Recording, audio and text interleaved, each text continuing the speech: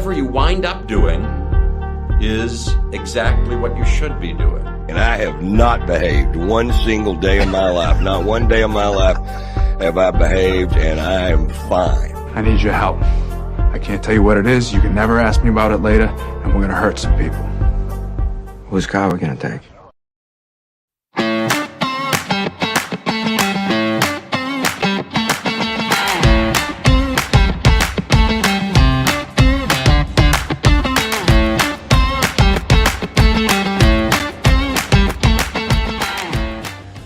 Hello.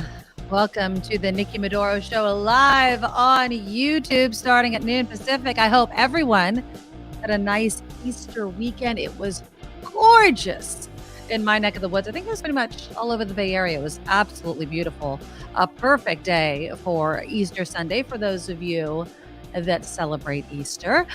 Kim McAllister will join us in a little bit to expand on her Easter morning fail. She gave me an Easter morning giggle, and I think that many parents have found themselves in similar situations, and so we'll dig into that a little bit because I'm just going to say this before she gets here. I love how she places the blame firmly on her husband. Like there is no mistaking whose fault this was. And so, and is that fair? Is that fair? So we'll talk about that. We do have a great show coming up. I saw, and I will be sharing this video of the Dalai Lama's joke. So I wake up this morning, I do what we all do, checking the headlines. And I see this headline, and actually I saw the Twitter response from the Dalai Lama's people. Like, oh my God, it was an unfortunate joke. He jokes around with kids. I was like, I wonder what this is all about. And then I watched the video, and we're going to watch the video. And the whole entire time I'm watching this video, I'm like, no. And I think you're going to do the exact same thing with me. And I don't know how we're going to kind of put this in a little compartment in our brain and be like, it's the Dalai Lama. And then we see this, and then the explanation. It's really creepy. I don't like it at all. I'm not going to make any excuse for the Dalai Lama. He messed up. And I think even messed up is an understatement to the nth degree. So we'll show the video of that. And I'm not doing this to offend people. If you revere the Dalai Lama or what have you, I know that he is a religious figure, all of those sorts of things. Put that aside when you watch this video. Also, Elon Musk, this guy, you can't say he's just not the most mature person in the room. He has officially changed the sign in San Francisco that is on the building because it's no longer Twitter. No, my friends, it is Titter. So we'll talk about that. I mean, is he again just kind of trolling people again? We'll have some Metallica news.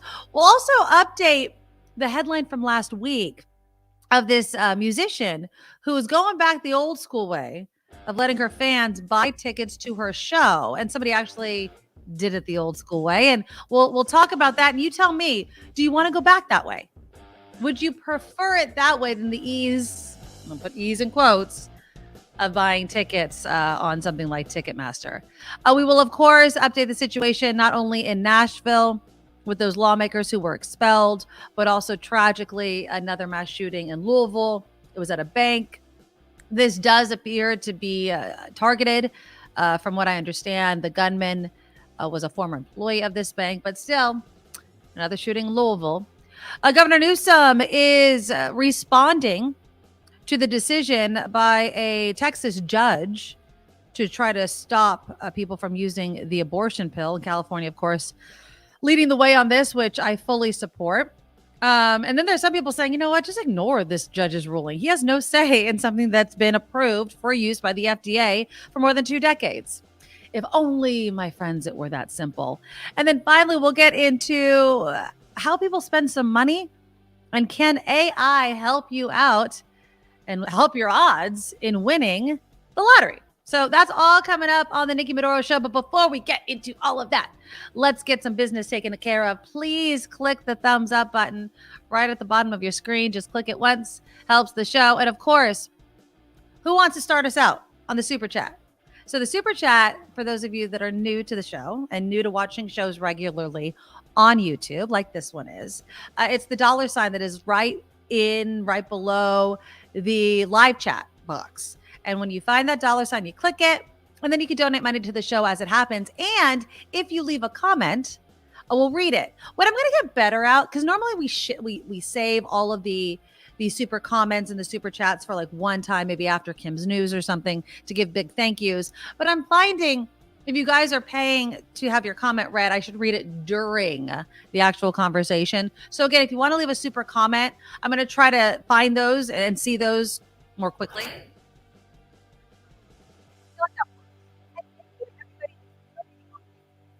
many of you guys do that, and unfortunately, I can't read it live during the show. But please know, I do go back and I'm trying to respond more based on the art, if not a comment, to your guys' comments, because most of you actually watch the show on replay versus watching it live, which of course is helpful. Are you guys hearing me? Because M-Stars is saying my sound is gone. It's here for me. Hello, hello. Do you guys hear me? If you guys can hear me, give me a thumbs up if you guys can hear me right now. Let me turn off, of course, the music. Maybe that'll help things for you guys. But let me know. My mic's not working. How did that happen? All of a sudden, it's in and out. Okay, well, let's fix this because there's no point in having a show if you guys can't hear me. Is that better? Hello, hello, hello. It's barely coming through. Now it's back. I'm back. Okay. Fabulous. Okay. So back to what I was saying. And again, this is a live show and I don't know what the hell happened. It's spring break for my children, just to let you guys know. So I love Anonymous. You got to give the mic a good whack. Yeah, exactly. And tell my children to stay off the Wi-Fi. So yeah, it was my mic. Okay. So anyways, thank you to everybody that watches and replay. Let's get that out of the way. Of course, please consider becoming a Medorable. How do you become a Medorable? You go to thenikkimedoroshow.com, thenikkimedoroshow.com, and there's tons of links. And one of the links is to our Patreon. And all of my Patreon subscribers, they donate every single month in whatever amount they can afford. And I call you a Medorable. I'm going to make a Medorable sticker. I have all these plans. I'm not a graphic artist, but I would love to create like a Medorable sticker. Stickers, honestly, by the way, you guys are like, why are they not in your shop? The site I use to create my merchandise, which you see some of it right back here. And of course, you can buy at thenikkimedoroshop.com. They don't offer stickers. So I'd have to find a whole new thing and then link it to the shop. And so, put it on the list of things that I need to do. And so, yeah, so you guys can go to thenikkimedoroshow.com. All the links are there, also including links to past shows to share with your friends. I'm assuming that all of you guys are already subscribers, but if you're not, please subscribe to the show. We are inching our way to 4,000 subscribers, and I want to get it so much higher. So please consider subscribing and then having your friends and family subscribe as well. Okay, so let's get into, how was your guys' Easter? Let me know in the comments. Did you guys have a great Easter Sunday? I ate way too much candy. What did we have? We had ham. My husband made ham. It was really good. He took the glaze because we bought our own ham. We didn't do the honey baked ham store. And then he added, instead of water to the glaze, he added a can of hard apple cider. Oh, so good.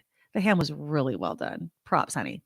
So we had that. I made deviled eggs, just the traditional way. Add a little bit of pickle juice because I like the tang on that. And then what I ended up getting is some almond Hershey Kisses with almonds inside. And then I had like Reese's peanut butter cups and Kit Kats on the table. I ate way too much candy yesterday. Way too much candy. But apparently it was a good thing. I didn't get the Reese's peanut butter eggs, but apparently Reese's peanut butter eggs are the most popular Easter weekend treat in America. You guys tell me, are you Reese's peanut butter eggs or just regular? We just had the regular mini peanut butter cups. Are you a Peeps person? Because we did the Peeps news. Now, if you get the yellow Peeps, apparently those don't cause cancer. If you get like the hot tamale or the purple Peeps, apparently those have that dye that's really, really bad. Actually, Peeps only took 7% of the vote for the most popular Easter candy. But the Reese's peanut butter eggs beat out chocolate bunnies. Cadbury eggs. Do we have Cadbury eggs fans watching the show right now? They always look kind of good, and then I eat it. I'm like, nope, it's too sweet. Jelly beans. Am I a jelly beans person? Yeah, but they have to be a certain flavor, and I don't like the gross ones. And then, of course, Peeps came in after that. Spending during Easter weekend was predicted to reach $24 billion, according to the National Retail Federation. Now, this was their guess in March. More than 80% of U.S. consumers say they do celebrate Easter. They're expected to spend, on average, about $192 when you factor in new items like outfits, the meal, the candy, the gifts, the decorations. Easter is not a mini Christmas, people. I know some now, and I think we touched on this a little bit last week leading up to Easter. I hear some people, Easter bunnies are quite generous. I kind of feel like it's similar to the tooth fairy, right? It's like, wow, your tooth fairy digs deep. Some of these Easter bunnies are carrying a heavy purse, but no. Candy, our Easter bunny brings candy, and then a couple maybe little sweet, kind of little mini things. But other than that, no, thank you. Ooh, Ms. Organic. I never think of C's candies enough. And every time I pass the store, either at the mall or there's a standalone C's candy store in San Jose that's not too far from me, a little far, but not that far. I always forget to go there. John, your dentist loves you and these holidays. Oh, my dentist already loves me because I'm a gummy candy eater. Dots, hot tamales, the worst things for your teeth. David likes the Cadbury cream eggs. Okay. Chris throws an interesting take. And the minute I read this, Chris, he says Peeps should sue for libel. I was thinking about the whole pink slime debacle, right? Where they were like telling you how the nuggets were made and it was pink slime and the ammonia and whatever that's made into it. And I mean, I know that maybe some people were turned off, although I don't think the chicken nugget business is going anywhere. But I could see how, some people were like, how could you say that? But Chris, I'll say this. If Peeps uses an ingredient that is proven to be linked to cancers, I don't know if they'd really have a case for that. Janet, I sadly bought no Easter candy. That's sad. But the Reese's eggs are my favorite. I love the mini Cadbury eggs. Okay. Eric, Robin eggs, the ones with the hard sugar shell and the malt eggs are my favorite. You guys know how I feel about malt balls. Dry balls. Nobody wants those in your mouth. They're gross. Lori, Cadbury eggs. She's a fan. Chris says peanut butter cups in a different shape. Gag me. Okay, so obviously Chris is not a fan of the peanut butter egg. I actually have I should grab it. Maybe I'll grab it at the break. I actually have a Easter bunny with no head on right now. SJ Lola says C's is great and all the Easter candy is now on sale. The problem, of course, SJ Lola, is I ate way too much damn candy yesterday. But there's no way in hell. I mean, I ate so much candy yesterday. I don't eat that much candy. And I really don't eat that much chocolate. But you give me a Hershey Kiss or the Hershey Nuggets with almonds inside. I mean, I literally just sat there. There was like a pile of the foil in front of me. And I just told myself it's Easter, just eat it guilt-free. Yeah, the gummy vitamins make John's crowns and his teeth loose. Yeah. There's a skill. There's a skill to eating gummy candy. You cannot, under any circumstances, although it happens oftentimes, just bite through the candy all the way, all the time, because it's just going to get all up in there in your teeth. Lightly. Let your saliva break down the sugar. There's a skill. I eat a lot of gummy candy. I'm just telling you. Yeah, 50% off candy. Eric, what part of the chocolate bunny do you eat first? It's a psychological test. Emo Phillips. Okay, what does it mean if I bite off the eyes and you'll stop staring at me? No, the ears. What was that comic? There used to be a comic strip that I would read all the time, and the mom would always eat the Easter bunny's ears off her kid's Easter bunny. And it was a running gag in the comic strip. Oh, I can't believe It wasn't growing pains, but it was something like that. It was like a family strip. Oh, if anybody knows, you win the gold star for the day. But the mom would always eat the Easter bunny ears. And I loved that comic. It was in the newspaper all the time. Sherry Hughes likes the marshmallow eggs. All right. Debbie, I love 75% dark chocolate and authentic black licorice. Ugh. The dark chocolate I'll go for with sea salt. Black licorice and me are not fans. Not fans at all. Was it Sally Forth? Was that it? Are you guys right? Well, I'm just going to Google it just to make sure, but that you're probably, why do I doubt you guys? Yes. Yes, it was Sally Forth. Thank you. My genius. Or was it For Better or Worse? Now David Odell's making me confused. Hold on. For Better or Worse. Hold on. Now that was a show, but was it a comic? No. I think you're right about Sally Forth. Hold on. Damn it. Now I think it was Sally. Now I'm confused. Find me a comic strip with the mom eating the Easter bunny ears. There we go. And that'll just, nope, it's Sally Forth. Okay. Yeah, you guys remember, right? It used to always be the mom. The kids would wake up, they get their Easter basket, and then they would go around and the Easter bunny ears, chocolate ears would be gone all of the time. All right. Yeah, a lot of votes for that. Since we're speaking of Easter, I want to show you, because Easter egg hunts are synonymous. We did one at our house. It took hours. The Easter bunny was on point this year. But let me share you. This is a little report from ABC 7 about how gorgeous it was for Easter. Come on, play. Check out this pint-sized stampede for Easter eggs. Dozens of eager kids on the hunt at Salesforce Park in San Francisco. Parents tried to keep up. I thought it was pretty intense, for the kids. We had a little false start that I think threw everybody off. Seems like there was a lot of competition for the eggs today. Exactly. I agree with you. Even though it's like, I don't have an egg. Mama, somebody hit me. It was fun. It's sunny. It's a nice day. That is for sure. Yeah, I like that story, and let's welcome Kim McAllister to the show, because you always see these stories where things get a little intense. Yeah. And then like last week at an Ohio mall, they had like adults shoving people out of the way, because here's the problem I find with Easter egg, and I'm going to put them in quotes, hunts. Nobody's hunting. The eggs are just on the ground. It's like It's like if a vacuum cleaner of kids just swooping up all of the eggs. So yeah, make them hunt for it a little bit, or it's not fun in my opinion.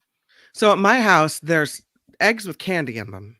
Yes. And then there's the money eggs, the golden eggs. Yes, exactly. Those are the ones you look for. Those are the ones that are well hidden. Oh, yes. Well, we did a really good job. The Easter Bunny did a really good job. I would say it took our kids. So we had 12, there was 12 eggs. They could each find 6. And those were the ones with candy in them. And then there were 2 golden eggs, of course. It took probably 45 minutes for them to find all of the candy eggs. Okay. And then it took about an hour and a half on top of that to find the golden eggs. Your bunny is stealth. There's a joy, I think, that the Easter Bunny gets out of watching children hunt, which I think is the best part. Absolutely. Right. Absolutely. Yeah. Eric said, I heard a KCBS report that some adult shoved a kid out of the way. That is not uncommon at these public Easter egg hunts. I don't know how you organize it, because when you advertise an Easter egg hunt, Kim, it brings everybody.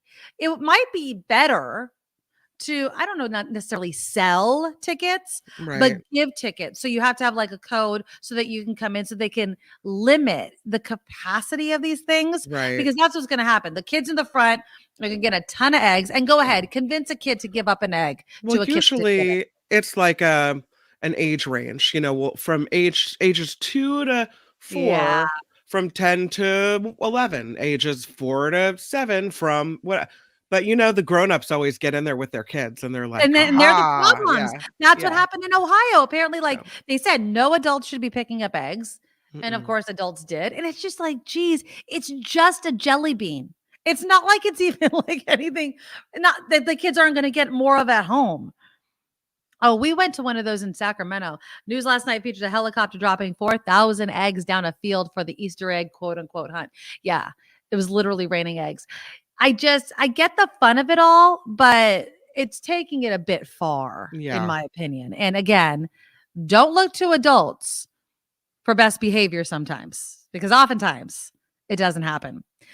Kim, you texted me and I teased it. You texted me yesterday morning. I got an Easter morning giggle. And it's okay. I want you to first off, can I just read the text that you send me? Yeah. This is the text I'm that frozen in time again, by the way, but that's all right. It's okay. We can hear you, and that's absolutely beautiful. Hold on. Where's Kim McAllister's? Okay, here we go. This is the text in its entirety that I get from Kim McAllister on Easter Sunday. Bad scene over here. David didn't wake up to hide the eggs, as is our system. Jacob woke up to find the bag of eggs hanging on the inside of the front door. He now knows the bunny, Santa, Tooth Fairy are not real. He's mad. We've lied to him his whole life. Happy effing Easter. So I am dying. And not only am I dying because of what happened, and not only dying because of the language, but I'm dying because you have totally blamed your husband for this entire debacle. Which okay, listen, here's the system. Hilarious. Here is the system. I stay up late.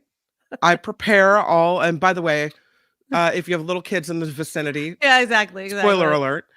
Kind of laid out of the barn. You work with the Easter Bunny all night long. I work with the Easter Bunny all night long on egg preparation. I snap these little guys together, and unlike you with your 12 eggs, we're talking. I got 40 or 50. Like it's a lot. It's a lot. So, and then I've got the money in some, and I've got the candy in others, and there's a system. Then I hang the bag on the inside of the front door. He wakes up early before the kids and hides said eggs with the bunny. With the bunnies. Yes, exactly. Yeah. Well, that bag was hanging on the inside of the door for a really long time, long enough for Jacob to find it. And I said, no. Well, maybe he just, maybe the bunny just dropped the eggs off and ran out of time. He's like, well, why was it on the inside of the door then? Why wasn't it on the outside? How did he get into our house? And then he looks at me and says, no, point blank in the eyes, and says, I need you to tell me the truth. Oh, God. Is the Easter Bunny real? And then he goes, it's a yes or no question. Oh, wow. Wow. And I'm like, okay, here we are at the moment of truth. Do I manufacture something to keep the magic going? He's 9. Or do I just come clean? And I decided at that moment, with the kid asking for honesty, to come clean. Yeah. So I said to him, the magic of Easter is real. But the Easter Bunny gets an assist from me. Right. As does Santa and the Tooth Fairy. Oh, you just laid it all out. I mean, here we go. You want to know? Because it doesn't take you long. Once you figure out one's fake, then you can extrapolate that it's all a big hoax. He goes, I cannot believe you've lied to me for my entire life. I swear to you. I mean, I don't even know. I have sound. If you want to hear the way this all went down. Please. He was really upset. I mean, he has since calmed. But let me see if I can get it for you. Oh, Here's how it went down. Okay. Santa too. Also, the Tooth Fairy. Is he crying? I'm sorry. Come here. Come in for another hug. No. So wait. No. Wait. You're mad at me for trying to make your life fun and better. No, You're mad at what? What are you mad at? I'm not at that. I've been being lied to by my parents for my whole life. Oh my Just God. about that. Oh, the Earth is flat too. It's not really round. David. That's a lie too. The Earth is flat. David, I'm not talking. Oh, where are you going, Jacob? Yeah. I love your family. I love your family. Yeah, so there's David. Yeah, the Earth is flat too. He's amused. I'm more like, oh my God, here's this magic. Moms, and I'm sorry, dads or grandparents. I know you're in it too, but we try so hard to make their childhood Magical. Yeah. and make them have the most wonderful memories of Christmas mornings and Easter mornings and all of these things. And when it kind of comes crashing down and they're so upset, you're like, what did I mean, I talked to him. I said, would you rather have me not have done all those things? He's like, no, but you could have told me the truth. And I said, well, if I did, then it would have taken away Then the it would have magic not for been. you. Yeah, exactly. So did you want me from the time you were 2 years old to start telling you there's no such thing as Santa? Well, no, but oh, that so is we so came funny. around to it. I told him now he's part of the grand plan to help make magic for others.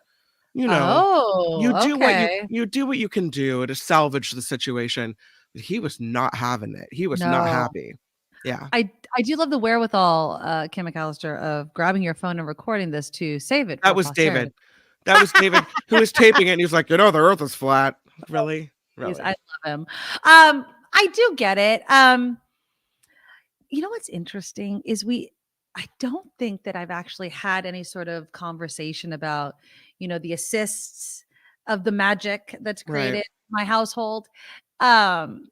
It's just kind of a wink, wink, nudge, nudge type of thing, I think, in our house. So it is what it is. I mean, the magic of it is still there. And I do believe in the magic of it. I really do. I think that, believe me, look, when James and I were sitting on the couch and it was like, we're in almost hour 2, there's joy there. There's joy on both ends. You know what I mean? Like it is there's a fun aspect of it. There's a childhood aspect of it. So, come on, just go with it. I said, listen, those who believe in the magic of Easter can milk this whole getting eggs and money thing for a really long time. Exactly. And Square's right. All parents go through this and all kids have cousins that tell them it's fake. The kids trust their parents. Yeah, I think that deep down, and a lot of people are mentioning Jacob's age.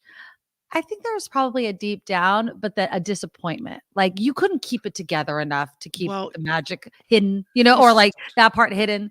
At Christmas last year, he started questioning Santa. This is just a few months ago, right? So he starts asking questions like, how does this happen? Right. Why does this happen? He's being so literal about the whole thing, right? So he's really starting to be like a private investigator about the whole thing. And I'm thinking, okay, so maybe this is the last Christmas this happens. So on Easter, with the whole egg fiasco and the not hiding of the eggs, and he looks at me and he says, tell me the truth. I'm thinking to myself, all right, you're 9. It's time that you know, right? Yeah. It's also, I mean, I'm sorry that you found out in this horrible way, but it's like, I'm not going to, if you look me in the eye and ask me to tell you the truth, I'm not going to lie to you. Yeah. It's the same thing with, and I know it's totally different, but it's like sex ed or sex questions when the kid asks you specifically how you're not supposed to lie to them, right? They ask you because they're ready for the answer. So I figured, all right, that's kind of how I operate. So it's time to tell you the answer. I'm sorry that it happened on Easter. However, exactly. Well, that's usually how it happens, isn't it? I mean, the kids catch things and there you go. So because that's the only time you would be able to find out. Can't find out any other time. All right. Well, thank you to Kim for sharing that story. I love the fact that you guys had sound. We're going to do some news, but I have to get into this whole entire thing with the Dalai Lama. I'm going to have video. Good, because I don't have news ready. So you just rock. Oh, good. You know what? Then you do news. I'm going to tease this then. I'm going to start it then. I'm going to show the video. Because so I woke up this morning, like I mentioned at the top of the show. I woke up this morning and I'm checking my social media feeds. And I don't know if I was on Twitter or something, but it was a statement about an apology from the Dalai Lama and his people, right? He apologizes. Sometimes he jokes with kids, blah, blah, blah. And they mention, a kiss, right? Like, oh, he kissed the kids. And I was like, oh God, did he kiss the kid on the lips? What did he do? I'm really going to give you guys a warning. This video, it's disturbing. I'm not even kidding. It disturbed me. And I am not against the Dalai Lama. I have a hard time talking about this because I know some people really revere the Dalai Lama as part of their religion. He is a religious figure, a very prominent religious figure. Okay, so I'm going to show the screen and I'm going to show you this video. And then you guys tell me how you feel about it. All right. It's, again, Brace yourselves, people. Here we go. So it starts with the kid hugging the Dalai Lama. Awesome. Then I think finally here also. Now head, and now he has a kiss, which, oh, yay. Okay. Now they put their foreheads together. Okay, and then, this is what I don't like. And suck my tongue. And the kid doesn't, no. No, that's uncomfortable for the child. Thank you. And I don't like it at all. Is that a cultural thing, maybe? I mean, he's doing it Sucking in front of an the entire tongue? He's doing it in front of an entire room of people. Yeah, the kid, in my opinion, again, the body language to me doesn't speak to someone that's really happy. I think he could have taken the hug, but that's it. I don't like the fact. And now you suck my tongue. He said, but his people said it was a joke. This is what they said. A video clip has been circulating that shows a recent meeting when a young boy asked His Holiness, the Dalai Lama, if he can give him a hug. His Holiness wishes to apologize to the boy and his family, as well as many friends across the world, for the hurt his words may have caused. His Holiness often teases people he meets in an innocent and playful way, even in public and before cameras. He regrets the incident. There is a huge disconnect between that statement and what we just saw. A huge, huge difference. Where's the joke? Where is the joke? You do not ask a child. One, the hug is one thing. Okay, hug him. Why did it have to go to one? A kiss on the lips, which again, I kiss my children on the lips. They're my kids. And we can I don't even want to get into whether or not parents should be able to do that. I kiss my kids on the lips. I do not want my kids kissing anybody. I don't care if it's His Holiness or anybody else on the lips. Unless it's their spouse or partner or whatever. That one was, in my opinion, a line too far. And then he pauses. He looks at the kids. He's like, now you suck my tongue. In what world is that okay? I don't know. It's not okay. And the poor kid like leans back like, what? So no, not cultural. Not cultural. The instant reaction from the child was to pull away. And then of course he feels pressure to go do it, and he does it. That's what the word I'm looking for is pressure. Because you're in a room full of people, you've got this revered figure telling you to do this thing. And how does the child say no to the Dalai Lama? Right? In that moment, you probably feel like, okay, there's something to this. There's a reason he's asking me to do this. There's something that I'm supposed to do. And so there's no adult there to rescue him and say, no, stop that. No, we don't do yes. this. And that's the bothersome part to me is like, first of all, that the Dalai Lama should have known that he was putting pressure on this child to do this in front of the room of people. But also that the parents probably didn't feel they could step up and say, wait a minute. Well, it happened so quickly. I mean, we're watching it on video. We're like, oh, why didn't somebody step in there? Why didn't somebody step in there? But think about what we're talking about here. There's all these cameras. There's all this public. This poor child probably feels pressure, probably wishes he never asked for the freaking hug. But it bothers me. It bothers me that someone of this religious stature did something like this in front of the cameras and then is, in my opinion, sending a message that it was just a joke. No, it wasn't a joke. It was highly inappropriate. And, and I think some people could argue abuse that happened right in front of everybody. It's awful. It's awful. I just don't understand it. It's not okay. I wish the poor child would have been able to walk away, but he didn't, obviously. What's the difference between, and I'm asking because I want to think it out. What's the difference between a priest grooming a child to molest them, often saying, don't tell anybody, this is just a secret between us type of thing, right? So done behind closed doors so that, nobody knows, versus the Dalai Lama in this situation in a public forum doing this. So I guess I wonder, my thought process is, could you say then that the Dalai Lama didn't mean anything by it because it was done in so public a way? Oh, God, no. Or is there a difference between the two situations, both putting pressure on kids from someone in a state of authority, but in one, making no secret about it, making, no effort to hide anything. In the other, it's a secretive attempt that could go on for years and years. I'm not advocating either one. I'm just looking at the difference in the way this played out. Right. And here's the thing. Like Karen starts off by saying the Dalai Lama is an intelligent, worldly person. This is really odd. Right. And then Michelle says, I wonder who else His Holiness has molested. Look, and this is what makes me extremely uncomfortable with this whole situation, is if in front of cameras, he feels so comfortable telling a child to suck his tongue. Even saying these words is bothering me. Mm-hmm. I'm not saying he has, but it now begs the question. What the heck is he doing when nobody is looking? And I'm not saying he has or he has not, because that's really a strong accusation to make. But this is what he did in front of the cameras. So I think it is completely within the realm of possibility to question what the heck is going on.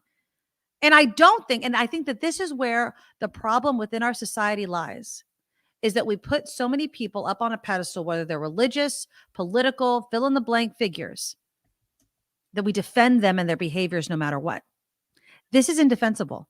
You do not have to ask a child who is basically under your control. This poor kid feels pressure. He asked for one thing. He got a hell of a lot more.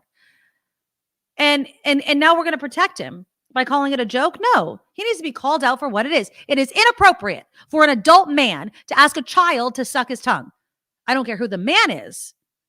Period. And if we make any sort of, exemptions for that, then we are creating exemptions for abuse. Period.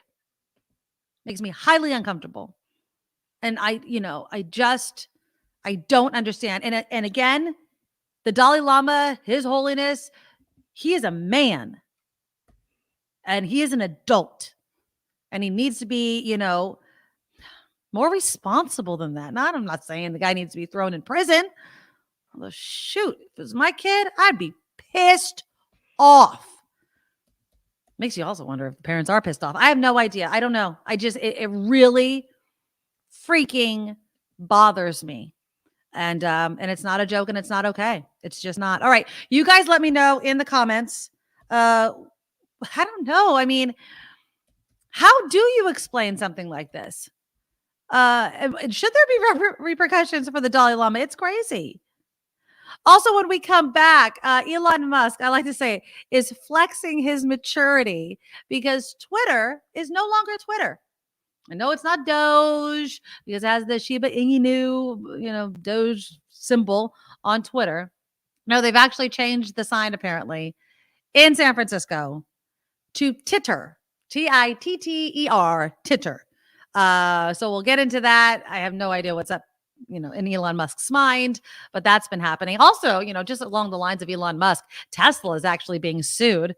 They're accessing your videos inside the car, people, just to let you know. Metallica news. Also, would you like to go back to the days of standing in hours-long lines to get tickets to a show you want to go to? Well, it's recently happened with Maggie Rogers. One person actually waited in that line. I'll give you some details on what that was like. Of course, we're updating Nashville. We're and the lawmakers that were expelled last week. The Louisville shooting, which is just tragic. And Newsom is not going to sit by as a judge tries to reduce access across the country to the abortion pill. So all of that is coming up. Kim, are you ready for your news? Let's see. Is she ready? I don't know. She's muted. Are you ready? Yes, I can go. Okay. I'm right. ready to rock and roll. Here is Kim. We'll talk about all that after Kim's news. Now, from around the world to up your street, the Nikki Medoro Show presents News Czar Kim McAllister. I'm frozen in time, but I'm ready to go. This report is crowdfunded by you. We thank you for your support of the Nikki Medoro Show. You can check us out at thenikkimedoroshow.com to find the Patreon and the PayPal link. To up your street. Let's do it again. Yeah. Oh, no, we're not doing it again. All right. I have no idea why that happened, but now I'm getting like Mark Thompson flashbacks to the beginning of his show. Oh this my morning. God. So, I know. if you didn't Oh, watch, Lord. it's quite funny, but maybe StreamYard's having some issues, but that wasn't me. But go ahead, Yeah. Kim. So police in Kentucky will be providing an update this afternoon on a deadly bank shooting in Louisville. At least 4 people are dead, 8 injured after a gunman opened fire at the Old National Bank downtown this morning. Police say the shooter is deceased. Investigators believe he was a former employee at this bank. So it doesn't look like the whole robbery gone wrong thing. Maybe a place of work, situation of workplace violence. They're still investigating at this point. A grand jury will decide whether or not to charge 8 Akron, Ohio police officers in the death of this man, Jayland Walker. This is a sad situation. There's a 25-year-old black man who died from 46 gunshot wounds after an altercation with police during a traffic stop in 2022. The incident sparked riots in Akron last summer. City officials are now working to avoid further violence. And again, a grand jury set to decide now whether 8 Akron, Ohio police officers should face some type of penalty in the death of this man, Jayland Walker. Consumers expect to see inflation heat up in the coming months. That's right. A new survey by the New York Federal Reserve shows consumers expect prices to increase another 0.5% in the year ahead. Marks the first time the short-term outlook increased since October. Not sure if you may have been following this story about Cleveland Browns quarterback Deshaun Watson. Apparently, he will not be testifying in court today for a sexual misconduct case. Now, his lawyers filed a motion to quash or block on Monday morning. It is the 26th accusation of sexual misconduct against Watson by this former massage therapist. And the music group ABBA is mourning the loss of longtime guitarist Lasse Wellander after a battle with cancer. Members of the Swedish pop rock group said in a statement, Wellander was a dear friend, a fun guy, and a superb guitarist. A post on the musician's Facebook page says he died on Friday and he was surrounded by loved ones. And again, this crowdfunded show is sponsored by you, so we thank you. Those of you already in the Nikki Medoro Show community, thank you for being here. You can find our Patreon and PayPal link at thenikkimedoroshow.com. And of course, the super chat here on YouTube is live. I'm Kim McAllister on the Nikki Medoro Show. Thank you, Kim. So I was bringing up some videos to show you in our next segment. And I do want to give a shout out to Deidre. Thank you for helping get me through my day. Thank you, Deidre. You're so sweet. So again, the super chat is live. We really appreciate any and all the donations. Super comments will be read. I was telling everyone earlier, Kim, we'll try to read the super comments as they come in instead of saving them for the kind of group thank yous that we do, because obviously it adds to the conversation. But thank you, Deidre, for that. It really, really helps us out. You know what's cool about this forum, this platform? I mean, radio is great and everything, but in radio, you're speaking. I mean, often we're speaking to each other, but we're speaking and you don't know who's out there listening. Right. Could be, your old neighbor, could be a quadrillion people you don't know, but you don't know who's out there listening. Right. But in the chat now, you can see who's here most of the time. I mean, there are some people who don't say anything, but you get really to know your viewers and listeners. You can see by the text they post or the chats they post, their personality, what they care about. Absolutely. It's like I don't know, real time. I'm responding to what you're saying, and I really like that.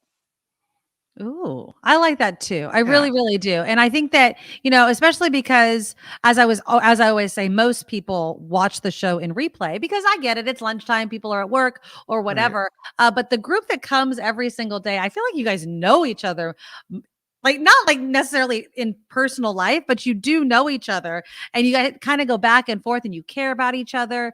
When things happen in your family, where you share something in the chat, it can get a response. I absolutely love that about you guys. And of course, we want things to stay respectful.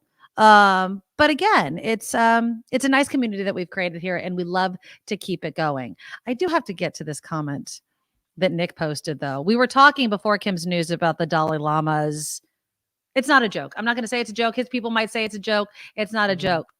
We asked a young boy who just wanted a hug to suck his tongue. Nick says, in anthropology class, we learned about a tribe that teaches male emission causes a loss of soul. The way to get it back is to fillet the village elders. I think we should be very careful in our judgment. Nick, no. I understand that, and tribes can do what tribes do, and I don't know that sounds to me, in my judgment, I know we should hold off judgment, but to me, it sounds like men who want to be filleted and have created, and again, in my opinion, man, and I mean humans, beings, can use religion in a way to coerce others to do fill in the blank. And so how does it sit properly with me that apparently you have to fillet village elders to get your soul back? It seems to me that is a rule that has been created by man, and it gives me pause. And you could say that that's blasphemy, or that it's wrong to do because I don't know anybody. No, I cannot in any way, shape, or form think that asking a child, and separate from what Nick was saying about that tribe, asking a child to suck your tongue in any way, shape, or form is a joke that I want my child to be part of. So no. Yeah, no. And I mean, I guess the reason I asked if it was a cultural thing, because it happened in front of a room full of people. Yeah. Dalai Lama didn't seem to be embarrassed or upset about it. And everyone in the room, I mean, it seemed like no one stepped up to say this is wrong. So maybe they thought it was normal or somehow accepted. No. I don't know if it's a cultural thing. Whatever it was, it's not okay. No, it's not okay. You can't ask kids. Look, and the Dalai Lama travels around the world. He talks to people. Somebody was mentioning, he's been the Dalai Lama for so long. He's been so sheltered or what have you. Yeah, but at the same time, you should know. You should be, if you're so worldly, you should know what's okay and what's not okay. There's no way in an HE double hockey sticks that the Dalai Lama is not aware of the scandal involving the Catholic Church, for instance. That could possibly give you pause. Let's say, if you've read headlines like that, if you know news like that, to ask a child to do something like this to you. It's not okay. So, yeah, no. I don't like it. I don't know what kind of I don't know if a punishment is necessary. It's obviously above my pay grade to decide something like that. I would just be pissed off if I was a parent. I'd be more than pissed off. And I don't think that if I was a parent, I would ever let my child get 2 feet next to the Dalai Lama. I'd be like, there he is. There's this religious figure that is revered in many parts of this world, but he is a man. And that's the thing. It's like, everybody loves the Dalai Lama. He's so full of wisdom. He's nice, apparently. Comes into your area. You listen. People listen to what he has to say. So I just wonder, and I know the Dalai Lama changes. Like there's some other new Dalai, there's always a Dalai Lama, not the same person. But I wonder if this causes the kind of the figure of the Dalai Lama to take a hit.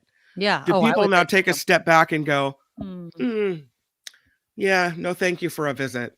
Yeah. No, thank you for you coming here and speaking.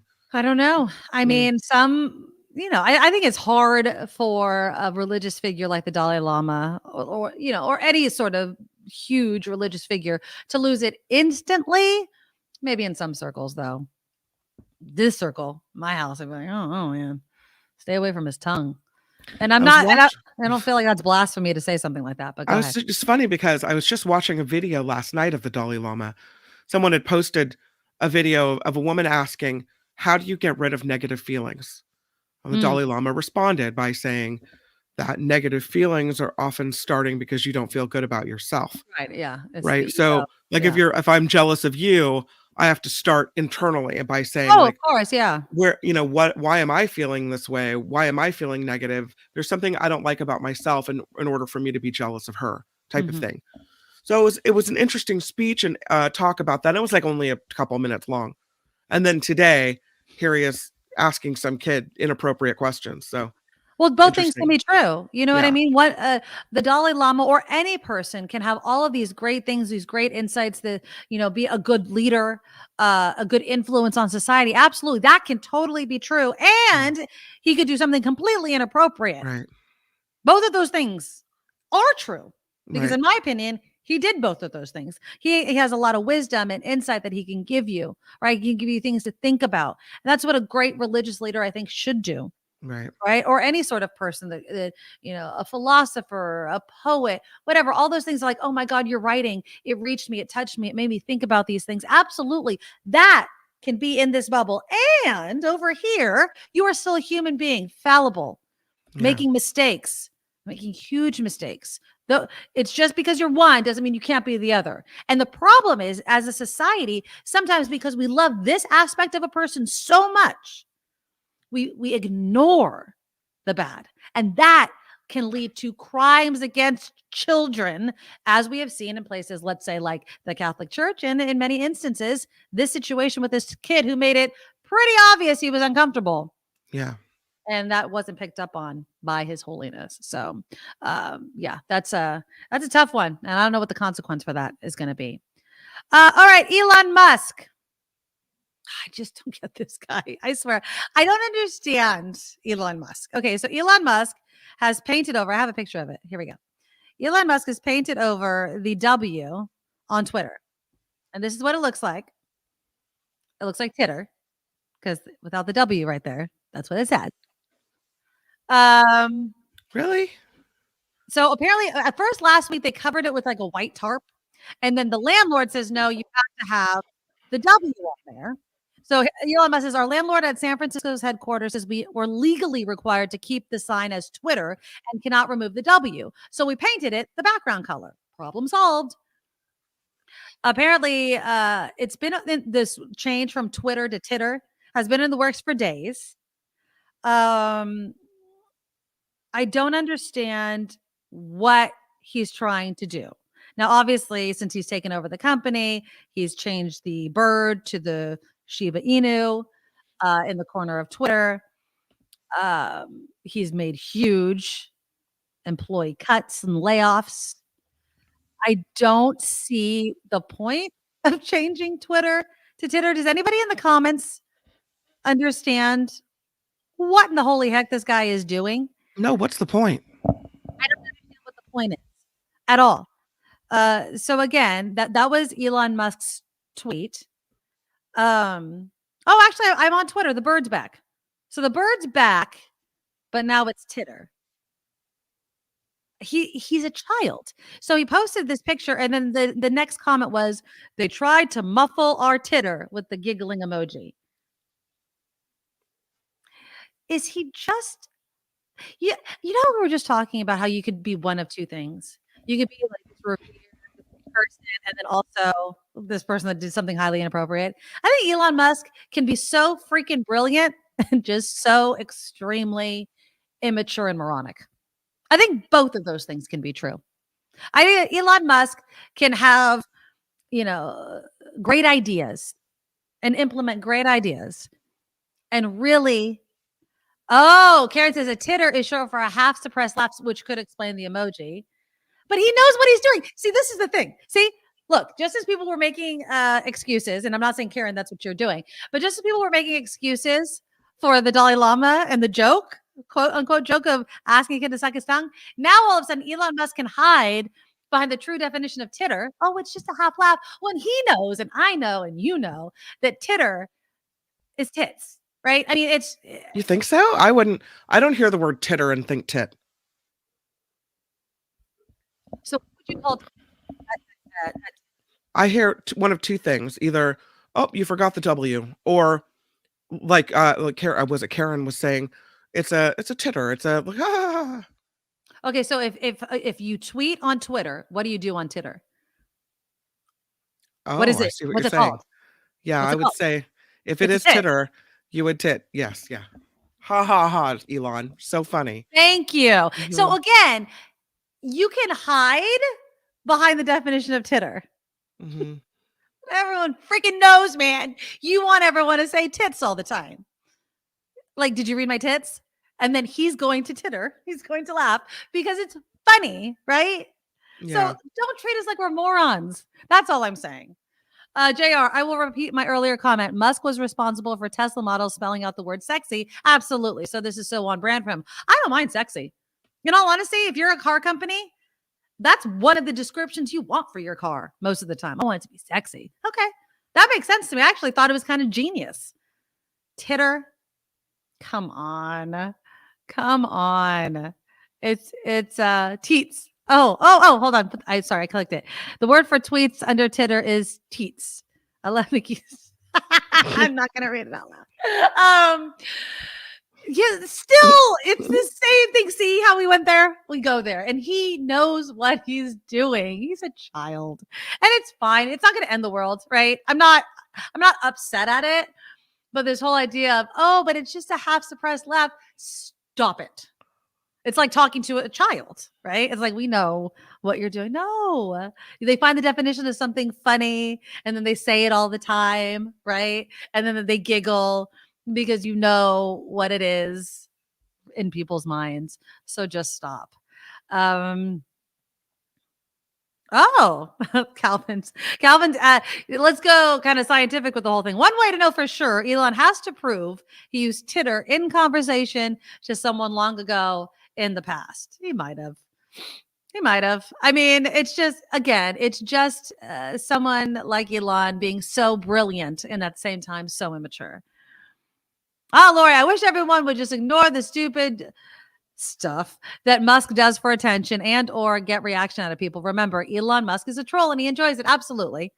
And the reason I talk about it is because, well, one, it's kind of funny. And two, we're Bay Area people and it happens.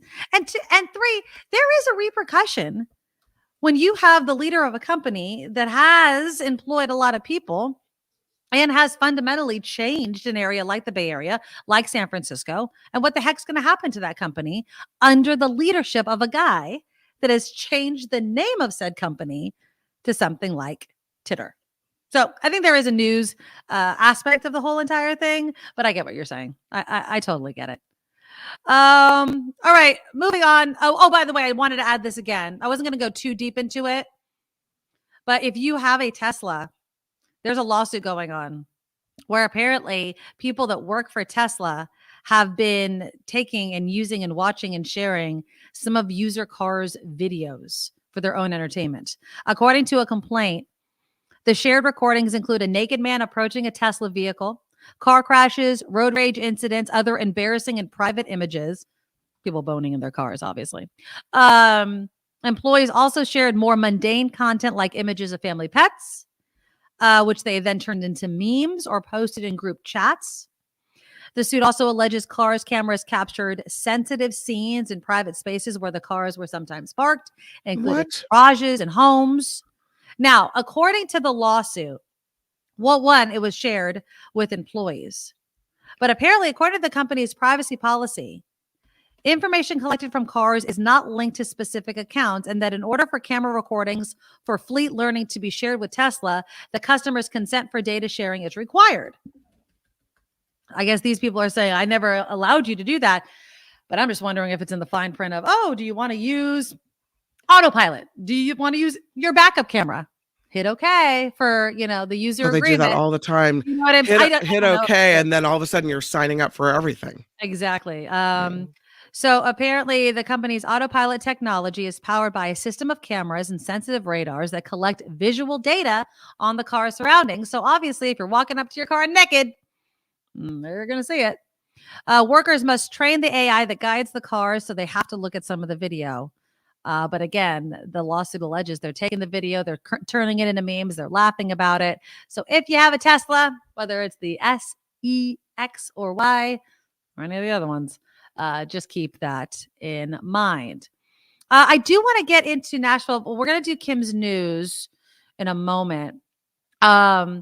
Because Nashville, and I'm trying to get the update as we're talking, and maybe Kim, I don't know if in your news you have the update or not, on whether or not they decided to reinstate Justin Jones, the other lawmaker, Justin Pearson, I think on Wednesday, they're supposed to take up his possible reinstatement. But the crazy thing about this is even if they're reinstated, there's still going to be a special election. So they're still going to waste taxpayer dollars to do this nonsense because then they have to run again. It's so insane. But I think perhaps most of the people were in agreement of reinstating Justin Jones. Louisville had another mass shooting, this time at a bank. Of course, it does look to be a targeted attack. And then we'll also talk about Governor Gavin Newsom. He is not going to take this sitting down, as we knew California wouldn't. But a Texas judge trying to say that a drug that has been approved by the FDA for more than 2 decades now can't be used. We'll get into all of that. But first, click that thumbs up button. We'll take a look at some headlines and then your comments on all of that next on the Nikki Medoro Show. Now, from around the world to up your street, the Nikki Medoro Show presents News Czar Kim McAllister.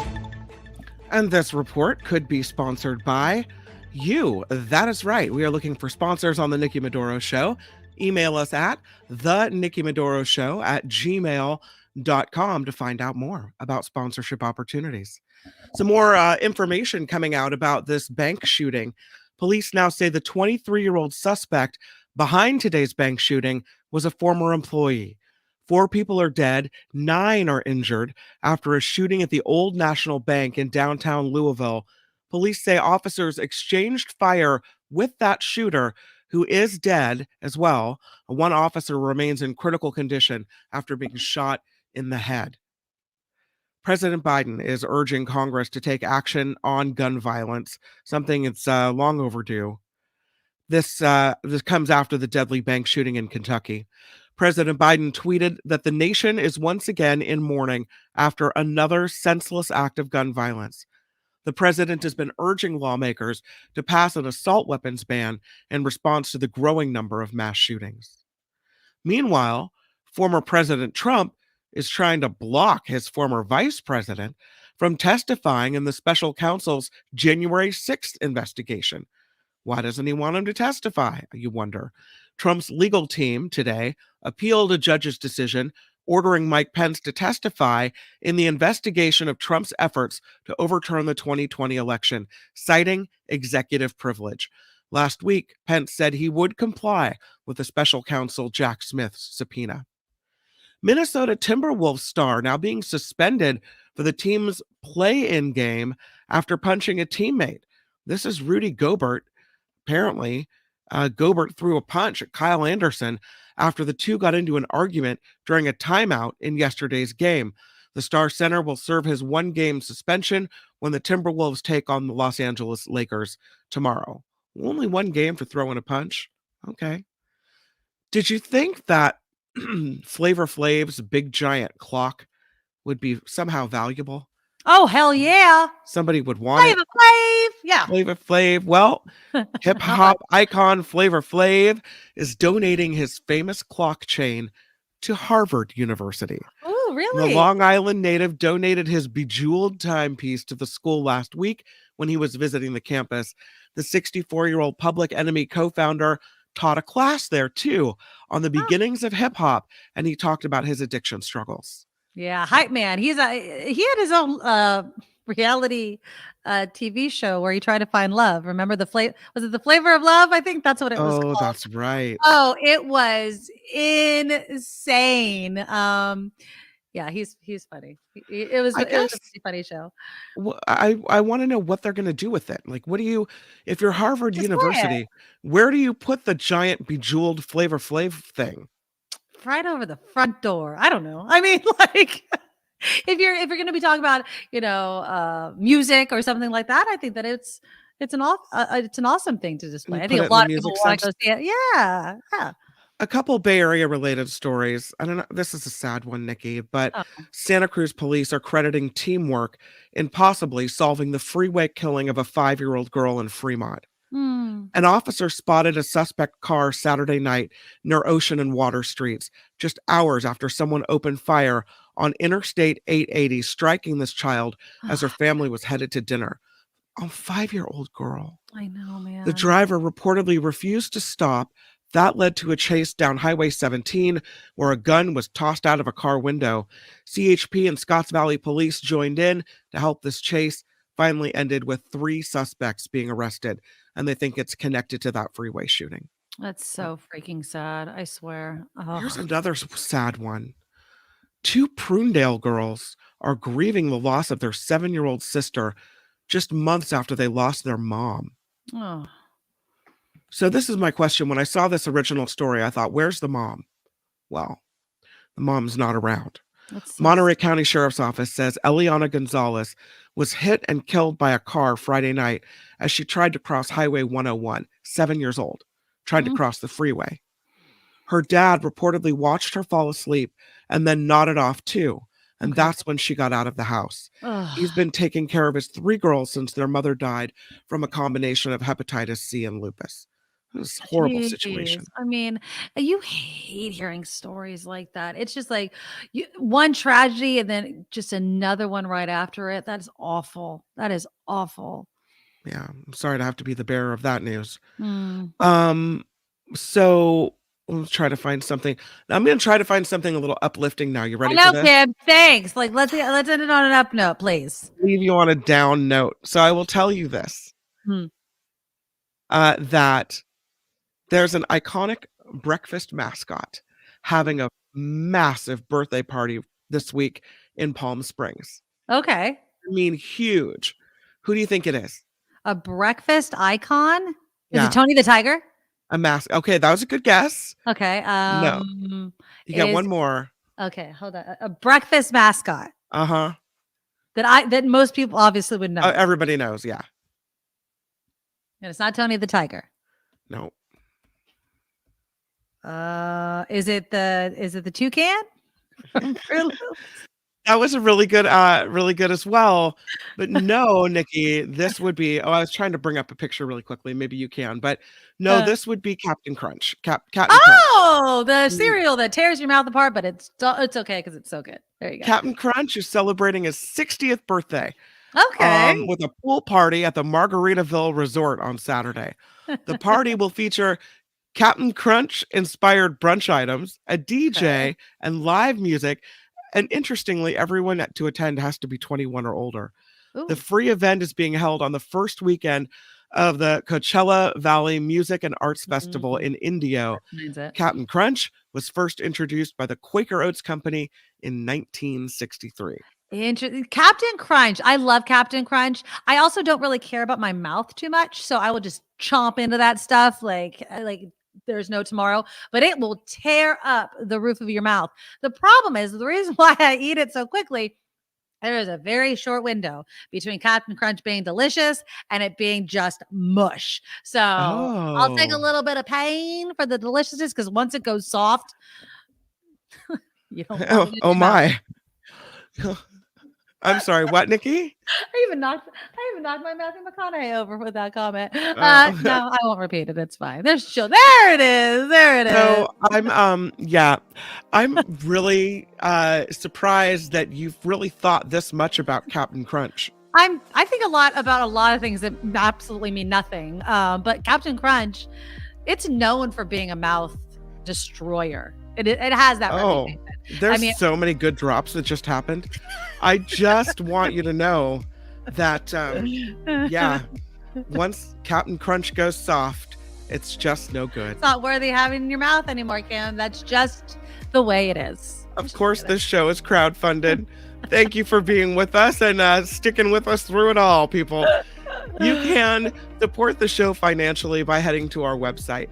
And if you haven't seen it before, please go check it out. We're really proud of it. It's the NikkiMedoroShow.com.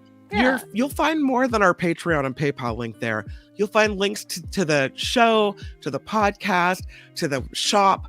Everything is there. It's like a one-stop Nikki Medoro shop. The NikkiMedoroShow.com. I'm Kim McAllister on What Is It? The Nikki Medoro Show. Whoop, whoop.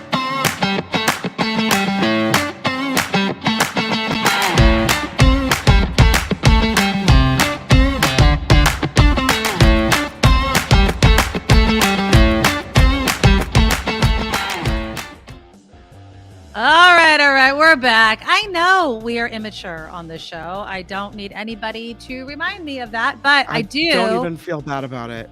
I don't feel bad about it at all. That's just the way the things are on the Nikki Medoro Show. Yeah, exactly. Randy says Tesla S3XY model identifiers describe the models. Yeah, sexy. Absolutely. But still, Titter, give me a break. Come on, Elon. I'm immature, but so are you. Maybe that's why I like talking about him so much. Okay, what I don't like talking about is, honestly, a couple stories that we do have coming up. Nashville, like I mentioned, they have been holding an emergency meeting today to most likely, they're saying, reinstate Justin Jones. Now, that was that Tennessee House representative who was expelled last week, along with Justin Pearson. Justin Pearson, I think, is supposed to have a meeting on Wednesday to see if he'll be reinstated. But even if they do it, there still needs to be a special election for those seats. Let me play a little bit for you. This is a report from ABC News that's been covering this idiotic move that happened last week. Indoor districts have the power to reinstate the ousted representatives and say that's exactly what they plan to do. The Nashville Metro Council will hold an emergency meeting this afternoon to return Justin Jones to his former seat, a majority of the 40-member body already indicating their support. I'd like for him to be reinstated. No one can take his place. Commissioners in Shelby County and Memphis meet Wednesday to potentially reinstate Pearson. I do hope to continue to serve District 86 in the reappointment, and if there is a special election, I would definitely run in that special election because our voters have been disenfranchised. Over the weekend, Tennessee Republican House members defending their removal. They disrupted the function, started mobilizing and shouting and creating chaos within the House of Representatives to the point that business could not be conducted. Both men ousted after violating decorum and ignoring warnings from Republican leadership. Expelled from the House of Representatives. Using bullhorns after their mics were turned off to protest and call for gun reform on the House floor in the wake of a Nashville elementary school shooting that left 6 dead. You're muted. Sorry. They're likely going to reinstate them, but again, they'll still have to have a special election, which is very annoying. Now, there's this one Tennessee Republican who has been speaking in support of the expulsion, and his name is Sabi Doc Kumar. Okay. Apparently, people have been calling him brownface because of how he's been defending the decision to expel these lawmakers. Here he is. And of course, they always find themselves on this asshats show, which of course is Tucker Carlson. Here we go. Shooter among the casualties. And as important as time as it is for our community to allow for healing, to allow for understanding, after the before we move to plan on what can we do to avoid such violence within our society, these representatives took time to invite people, mobilize children in, and create a situation that it became about them. It was not about any solutions. It was not about sympathy and mourning and other things that needed to be done. It really, they took it as an opportunity for political purposes to demonstrate and mobilize the people against the current administration. No. Hold on. And I'm just going to pause it right there. That's not what they were doing, in my opinion. What they were doing was they were tired of the let's pause for prayers and reflection. You know what happens in between the time of you pausing and reflection? Another shooting. That's the problem. There isn't enough time to reflect, to mourn before there's another shooting. Thoughts and prayers. Case in point. Now, this isn't Nashville, but this is Louisville, Kentucky. Now, I've gotten differing numbers, Kim. I don't know. I've gotten 4, and then I've got 5 people killed in the shooting at a bank. So it was 4 recently, and it looks like maybe a 5th has just passed. Okay. I was just trying to confirm that. I have on breaking news, it says 5. CNN still says 4. Okay. So it's information that's really just kind of coming out. All right. Well, let me play you this sound now. Now, of course, this is in Kentucky. And there's another shooting. And this one hits really close to home for Kentucky's own governor, Andy Beshear. This is awful. I have a very close friend that didn't make it today. And I have another close friend who didn't either, and one who's at the hospital that I hope is going to make it through. So when we talk about praying, I hope people will. For those that we are hoping can make it through the surgeries that they're going through, and then we've got to do what we have done these last 3 years after everything. We've got to wrap our arms around these families. And to everybody who needs it, don't be afraid to get some help. Get some help, because there's going to be another mass shooting probably later on today or tomorrow.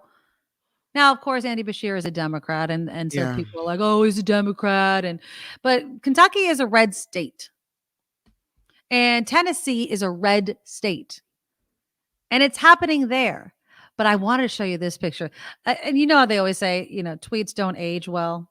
They just really don't. Look at this tweet from Senator Ted Cruz. When you go to the bank and deposit money in the bank, there are armed police officers at the bank. Why?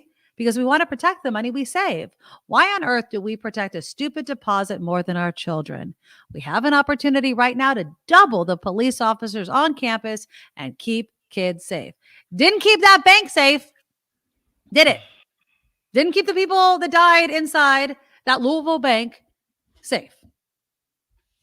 Now, again, this looks to be a targeted attack. Allegedly, the gunman was a former employee of the bank, not a kind of a random person just going to, a school, let's say, and shoot up a bunch of kids that don't even know the person.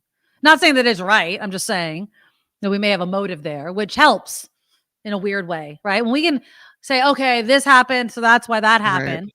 But still, man, it's not going to end. Do you feel like if women were in charge? Yes. Period. Even, Republican women, Democratic women. Oh, I don't know. Whatever kind of women. I don't know. But, I think even women who don't have kids, women who do have kids, we all see kids as the future. We all can, I would think that we would all women would put children's issues first. So if women were in charge, none of this would be happening. We would have fixed it already. Like a PTA on steroids. Right. We would have swept in and said, bad for the kids. Nope. That you'd be able, see, this is what I have this daydream all the time too, Kim. Okay, so I have two thoughts. One, I agree with you, right? Like, if a woman leader and a woman leader were battling, right? Like we had a disagreement, that there was some sort of empathetic, motherly, even if you're not a mother, but a motherly kind of viewpoint that would be brought to the conversation, where we would understand that we don't want to sacrifice life for, let's say, something like the Second Amendment, right? Like that our children are worth more than this quote unquote constitutional right. And I'm using it in quotes because I feel like people exploit the Second Amendment to make their own pro-gun point. But the reason that I have pause on going all the way down that road, Kim, is I would believe that it would be a different world completely if women were not also raised in a world that historically was run and created by men. Mm-hmm. Because I do think that it also can cloud the judgment of women. That there is also going to be this element of, well, there has to be a use of war here, because we see it. We see women defending this nonsense right now, whether they defend it because they want to get a paycheck or because they truly believe it, it's a case-by-case basis. But if we could wave a magic wand and go all the way back to the friggin' Big Bang, right, and change everything to where instead of men being historically, not obviously entirely, but instead of men ruling, women did, I don't even know what the world would look like. I don't even know what the world would look like. You know what it wouldn't look like? It wouldn't look like this story. I was going to save it for news, but I'm giving it to you now. Okay. There is a Florida high school teacher that is being fired for an assignment that had students write their own obituaries before an active shooter drill, I should say. This is a psychology teacher, Jeffrey Keene, at Dr. Phillips High School in Orlando. He told NBC News he thought the exercise would help these 11th and 12th grade students reflect on their lives to figure out what's important to them and how they want to live their lives. Students said school administrators asked them about the assignment. He was fired the same day. Keene was hired at the school in January. He says he's done nothing wrong here.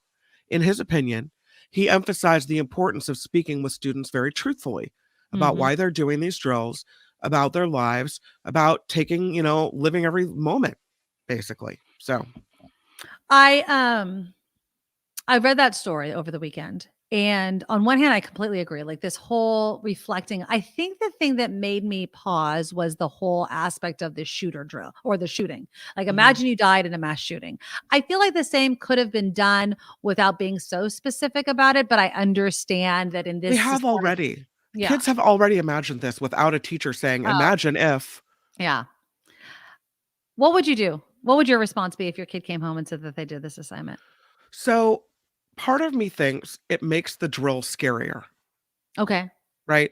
So when you're asked to think about your own death and then you have a shooter drill, it's like, does the psychological impact of that drill become worse? Right. But part of me thinks, okay, he's asking them to look at what they would have left behind. And is your life what you want it? Yeah. Have you been kind enough person? Have you been a good friend? Have you been a good son, brother, sister, whatever? Are you studying enough? Are you furthering your future enough? Are you all volunteering enough? Whatever it is, all these things that maybe are important to you that you wish you could do better.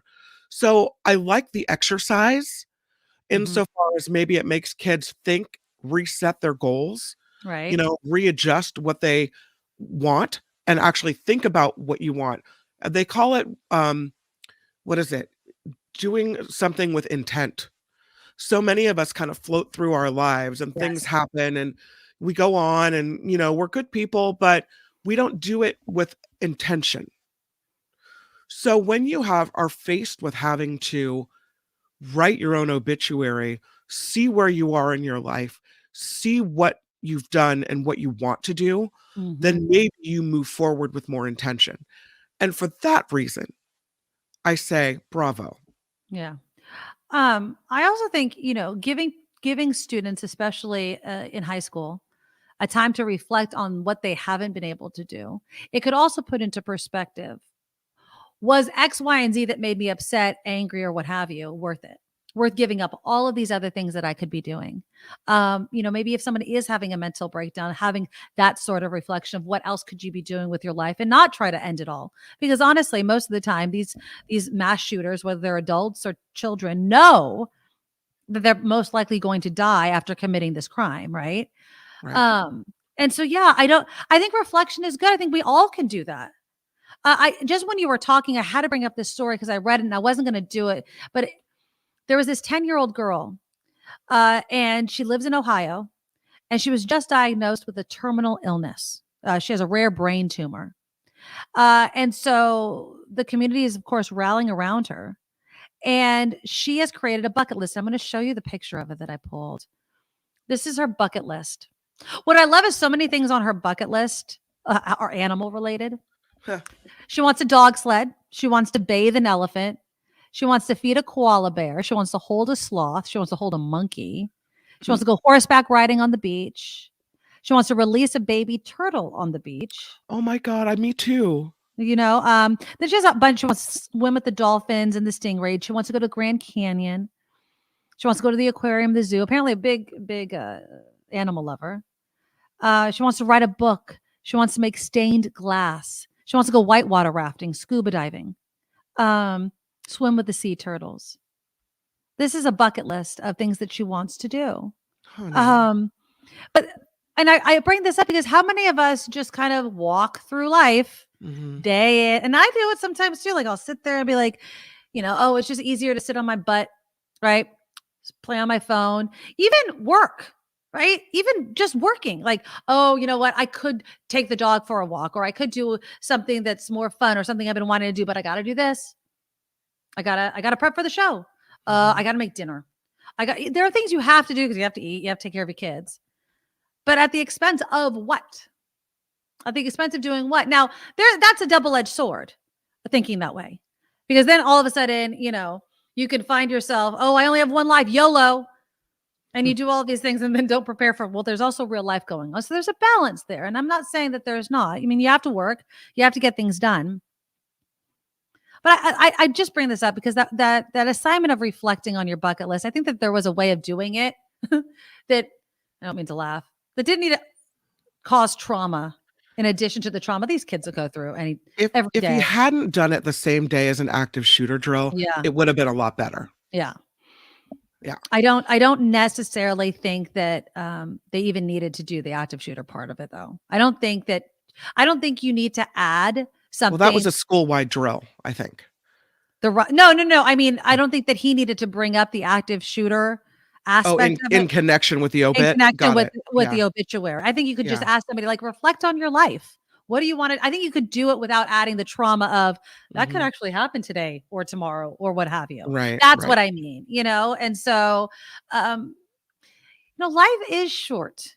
There are moments that really make you reflect. This year, between myself and things that are happening to my family and my friends, I have really been reflecting a lot on my age. I think many people have this moment in life where you're like, in your 20s, you graduate college, everyone's getting jobs, getting married, and having babies, right? And those seem to be really exciting things. And then you start hitting your 40s and your 50s and middle age, and people are losing their jobs and losing their family and losing these things. And so there's this loss that can happen, these challenges, whether it's medical or emotional or whatever. And those two can be moments where you can reflect. What am I doing? Am I staying as healthy as I possibly can, even though there's no guarantee that that's going to, lengthen my life? But am I making time for friends and family? Am I doing all of these things versus, oh, I'll do it in the future. I'll get to that. Well, there's a reason why there's no time like the present is a saying. And so we really need to do that. And for our kids, I think they realize that more and more each day because of what they go through, which is You're sad and inspiring. happy. Well, I'm trying to kind of bring home that this world that our kids live in is not the same world that we grew up in. And so they do need to reflect on their mortality and things like that more often than all of us do, but we all have to do it They at some do. And I also think you're talking about juniors and seniors in high school. point. So I don't know if I think I would have fired the teacher. Or I don't think I would have in this case. I wouldn't have. Because I feel like these are kids that, while it was not the best choice in the world for him to do it on the same day, Yeah. these are kids that can handle the truth and the reality of things. And maybe you're raising a group, you're at graduation, you're setting a group off into the world that have thought about their own mortality, All the that time. live with intention, that know what it's like to go through these shooter drills and think about their own death on the same day.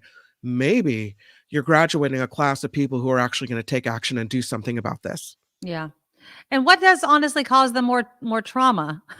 Writing an obituary or having to go through an active shooter drill every couple of months or every couple of weeks or another headline that there actually was a shooter. I mean, these are the things, like, let's balance it. I don't think that teacher should have been fired. I think the next time maybe take that part out. People can, reflect on their own possible death or something happening without adding that. And so that would just be my suggestion, as they say. All right, let's switch gears just a bit.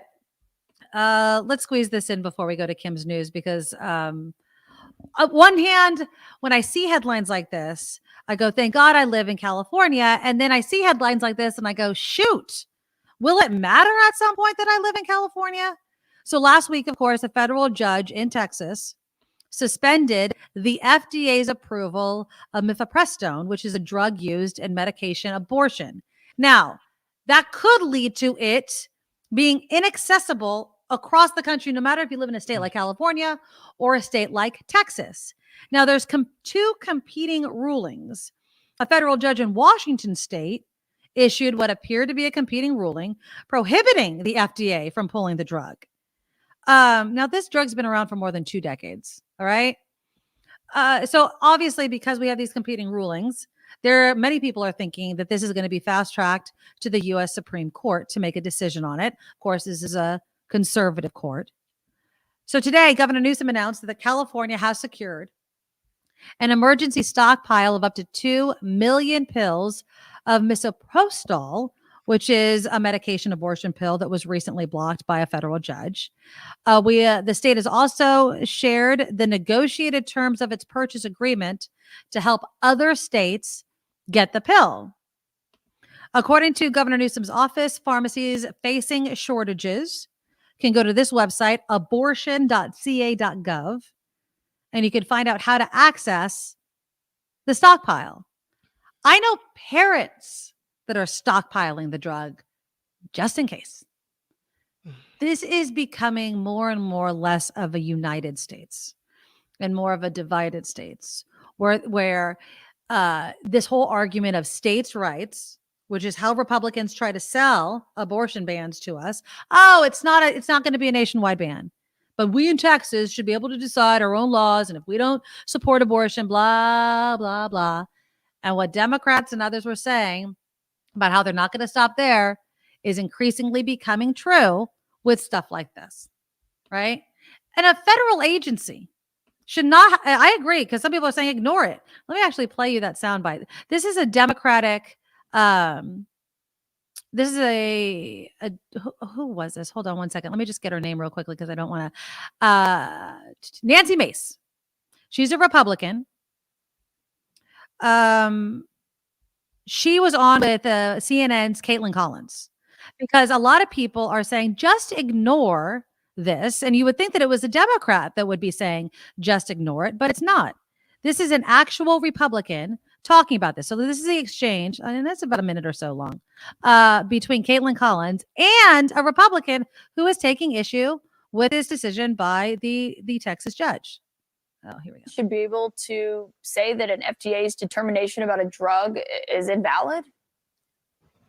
I don't. In fact, when you look at the court case and the ruling here, the judge used an act or a law from the 1800s that was overturned by the Supreme Court. At least the Supreme Court decided in 1983, over 100 years later, roughly, that law was unconstitutional. And that was the basis for his argument last week. And look, this is an FDA-approved drug. Whether you agree with its usage or not, that's not your decision. That is the FDA's decision on the efficacy, safety, and usage of that particular drug.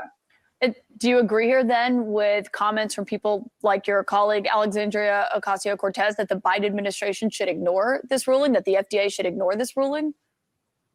Well, this is the judicial branch and we have a court system. I do think that this is going to be relegated to the courts. There are other lawsuits that are going on right now. This is an FDA-approved drug. I support the usage of FDA-approved drugs, even if we might disagree. It's not up to us to decide as legislators or even, as the court system that whether or not this is the right drug to use or not, number one. So I agree with ignoring it at this point, but there are other lawsuits that are happening right now in other states as well over this issue. But to look at the case itself, when you look at the law that the judge used, an old law that the Supreme Court said was unconstitutional, this thing should just be thrown out, quite frankly. So you think the FDA should ignore this? I would. Yes, I would. This is an issue that Republicans have been largely on the wrong side of. We have, over the last 9 months, not shown compassion towards women. And this is one of those issues that I've tried to lead on as someone who's pro-life and just have some common sense. In the state of South Carolina, just a few weeks ago, we had some folks in the state legislature that essentially wanted to execute women who had abortions. So we've got some extreme views on this issue, but 90% of America is somewhere in the middle. And I think that 90% would be okay with listening to the FDA rather than a judge who used an old law that was determined unconstitutional by the Supreme Court. I think the vast majority of Americans would support that decision.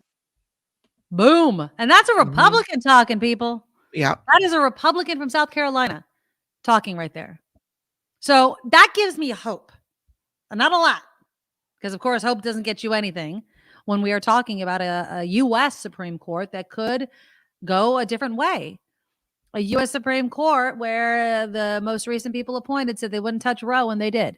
So again, California is stockpiling the drug, opening up this emergency stockpile to other states. But it's so disappointing. Just like she said, most of America doesn't support this. These are radicals that are getting their radical judges in these places that are making these decisions. Mitch McConnell knew what he was doing. He focused on the courts. If you can get the judges, you could change this country, even if most in the country do not agree with you. That's how it happened, people. That's how it happened. So we'll see where this goes.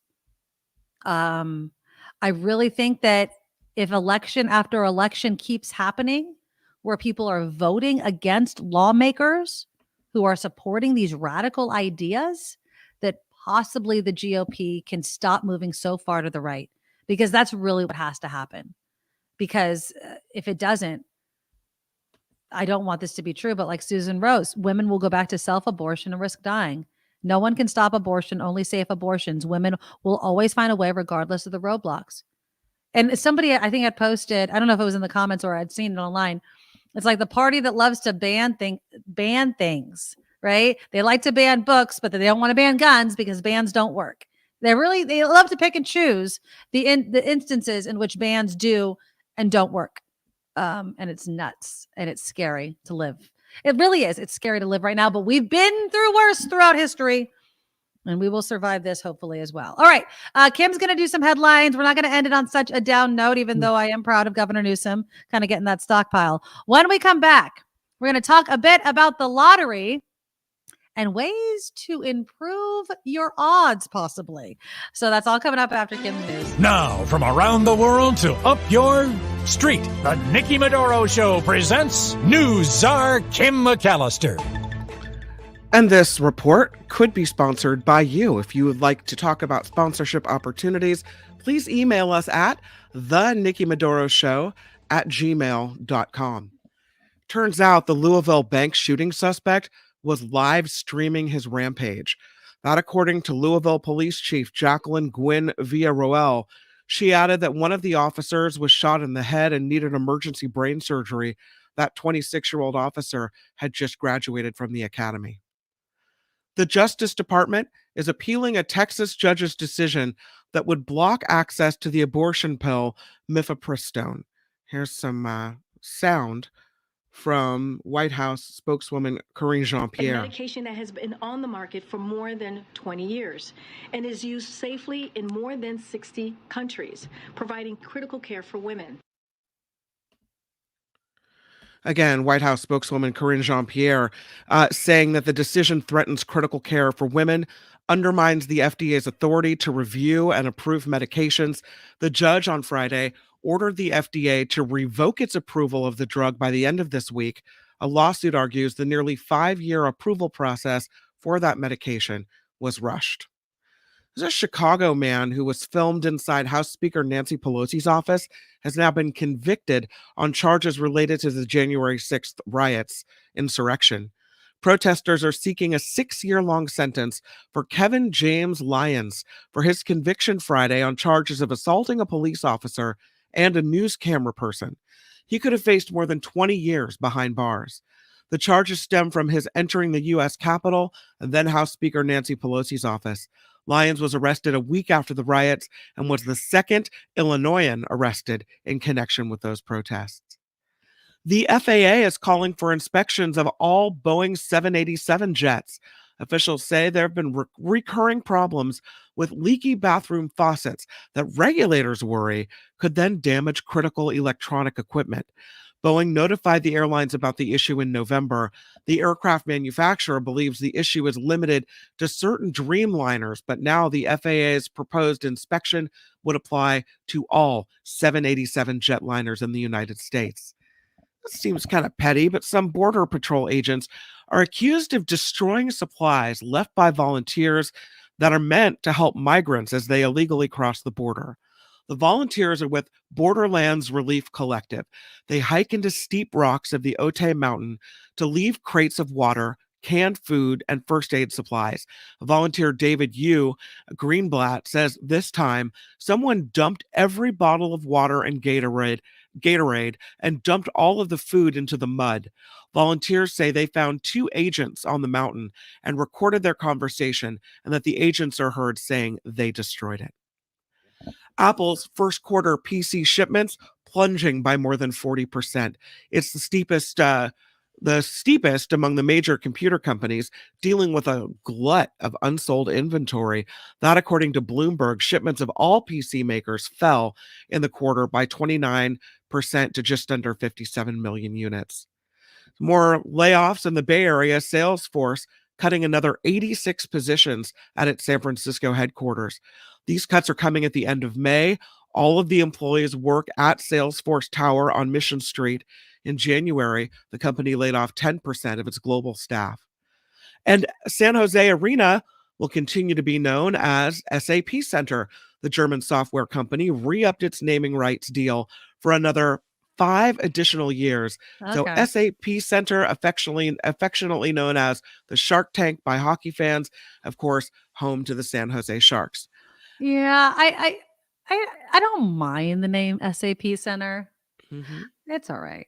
I mean, and I know that obviously it's the name of their company, and so that's what it's called, but I much prefer calling it the Shark Tank or something else, because SAP Center is just the SAP Center. It just, I don't know. I'm taking a chance on this one. Okay. I'm going to play a reporter piece. You ready for this? Oh, let's do it. Come on. It's just for you. Okay. Rotten Tomatoes is confirming what many have already assumed. Americans love to be scared at the movies, Nikki. Very true. Bree Tennis has more with this The story. movie rating site says 49% of all Americans love scary movies. It's the suspense and adrenaline rush in the safe environment of a movie house. Psychology Today says we like scary movies because we're curious about the dark side of humanity. And since most of us won't ever meet Hannibal Lecter, it's scary but safe. The top 5 most watched, most loved scary movies from Rotten Tomatoes are at number 1, The Exorcist, number 2, Hereditary, 3, The Conjuring, 4, The Shining, and 5, Texas Chainsaw Massacre. I'm Bree Tennis, NBC News Radio. Did you hear her okay? She kind of was soft. I heard her, yeah. Okay. All right, though, this report, we appreciate you because this report is crowdfunded. Oh, yes, it is. It is and indeed. So thank you for being part of the Nikki Medoro Show community, and thank you for supporting the show in any way you can. Our Patreon link, our PayPal link can be found at thenikkimedoroshow.com. So thank you for any help you can give, and thank you for being here as well. I'm Kim McAllister on The Nikki Medoro Show. Thank you. And I do want to give some shout outs real quickly. Deidre started us off with a $25 super chat donation. Thank you. And then CR came in for another $10. And I want to read the comment. It won't be Mama Bear coming for you. It's Mama Cocaine Bear if you touch our kids. Yep. And Elon Musk has seriously arrested development. Thank you, CR, for that. I really do appreciate it. And also, I want to say, let me lower the music just to so I don't get lost in the music. I want to say thank you to Lisa, who became our newest Medorable, our newest Patreon subscriber that joined Lisa. while the show was on, which is something that I find to be extremely cool. Also, I want to show a pic. You guys need to go here. You need to go to the Red Jack Saloon. Oh, Red Jack.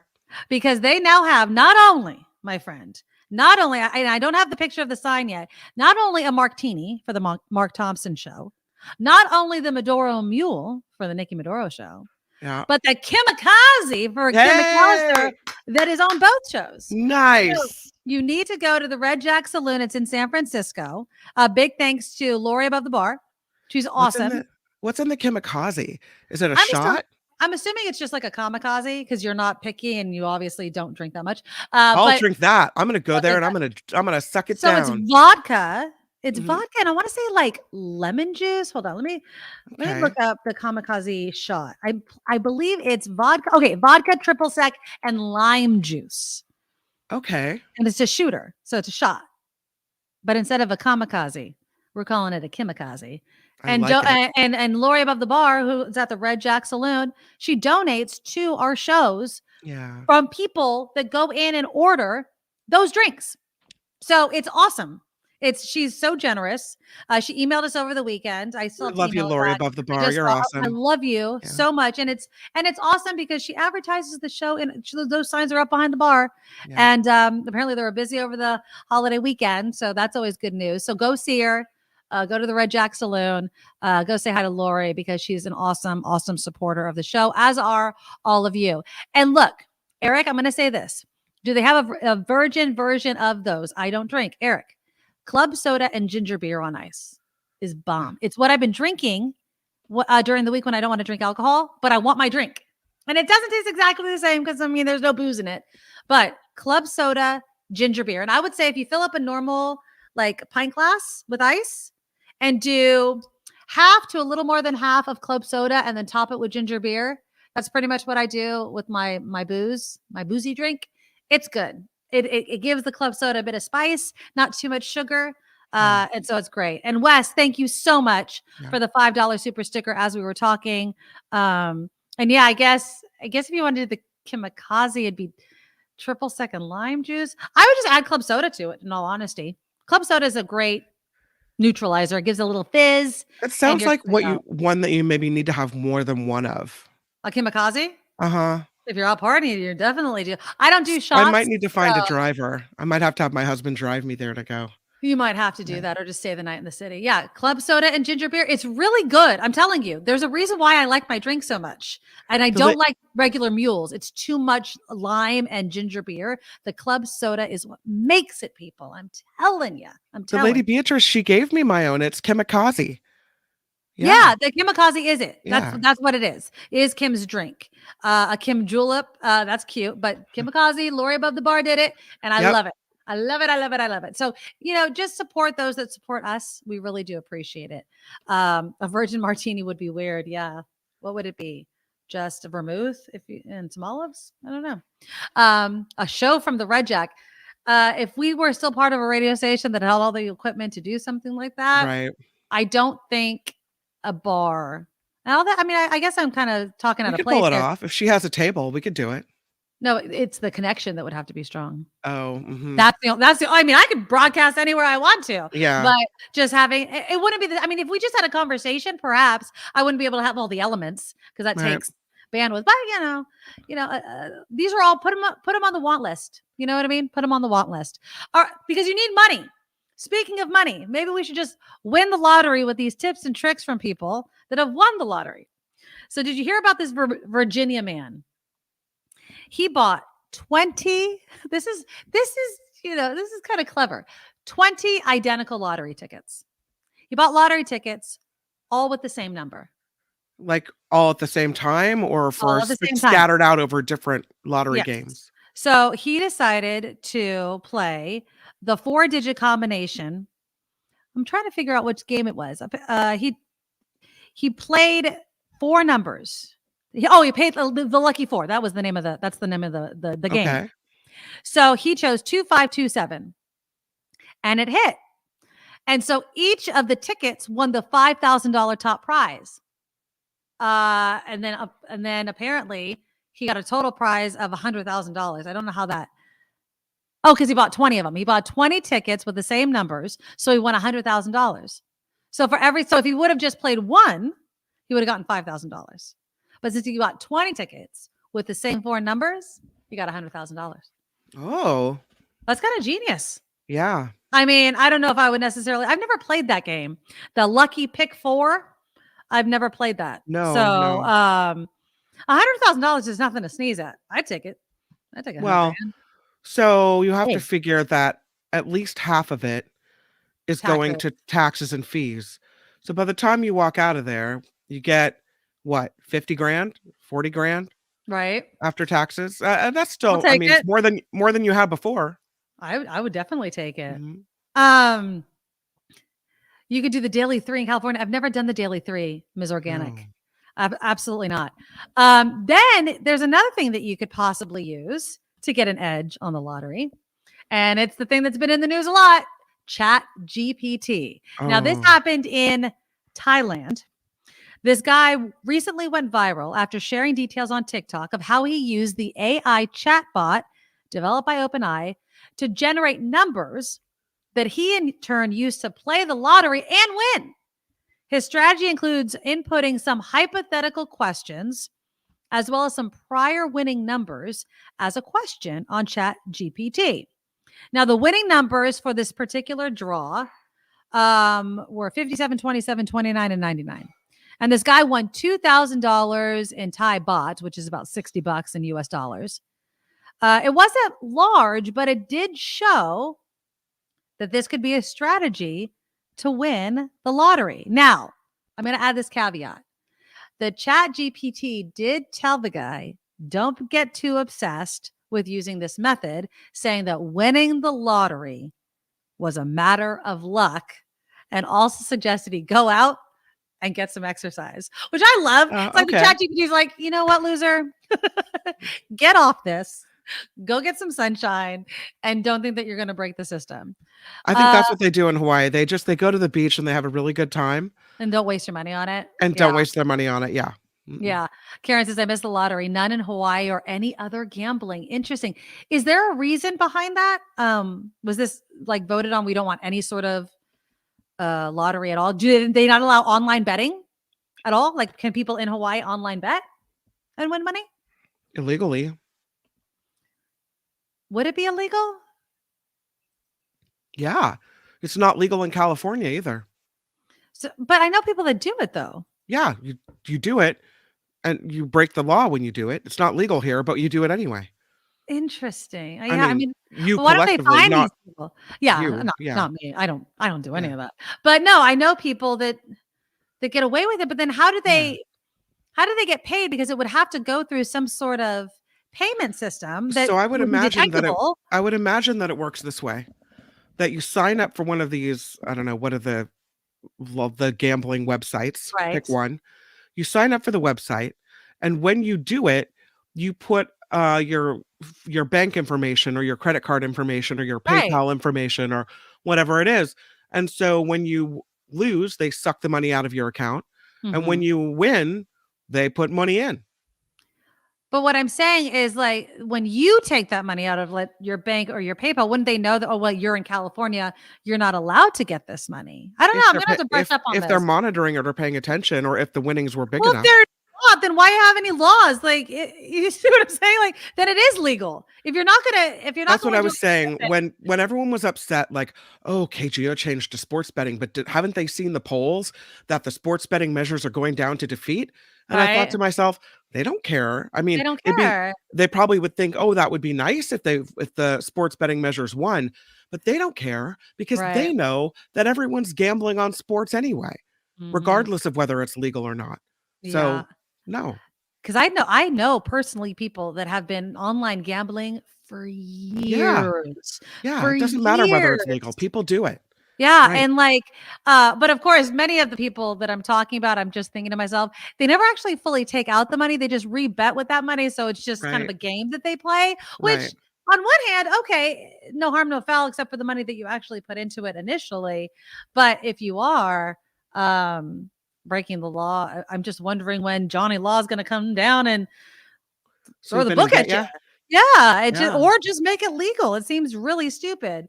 Al Anonymous says you could probably use Chat GPT to write a script that recognizes number players in a poker game, your cards and the ante, and then use it to win online poker. Interesting.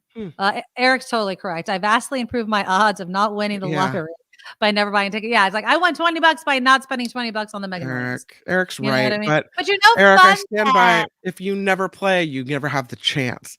And sometimes it's just that minuscule iota of a chance that makes me dream. Absolutely. Here's the thing. Like, somebody has to win. This is what I tell myself. Somebody has to win. And so one of these days, it's going to be me. Maybe it's going to be me. I like the guy that played all the same numbers, though. I'm going to have to try that play 3 thing, or pick 3, or whatever the hell it's called. Karen says, if you have the money and live in Hawaii, you fly to Las Vegas, $1 billion a year, go from Hawaii to Las Vegas. At least that's what I've heard. Well, they're going to be getting some of my money this summer. I'm going to Hawaii, not Las Vegas. Really excited about that. Calvin, maybe they used a VPN on the computer, so it makes it look like legal state playing. Oh, like they're playing from a state that's legal. Right. I bet you, and I don't know if this is true, maybe you guys know in the comments, that these online betting sites tell you to get a VPN, right? Oh, protect yourself. David says, if you open an account at an online sports book that is licensed and regulated outside the state, it's legal. Then it's legal everywhere. Then it is legal in Hawaii.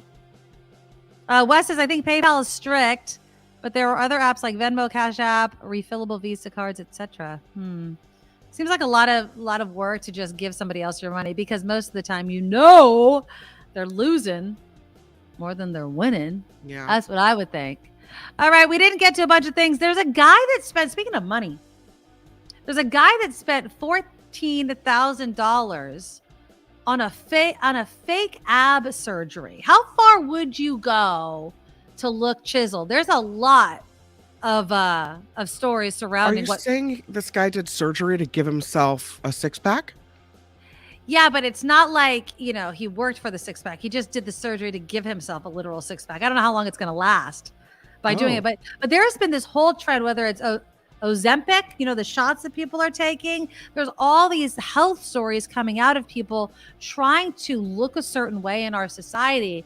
And as we know, the fallout from all of that.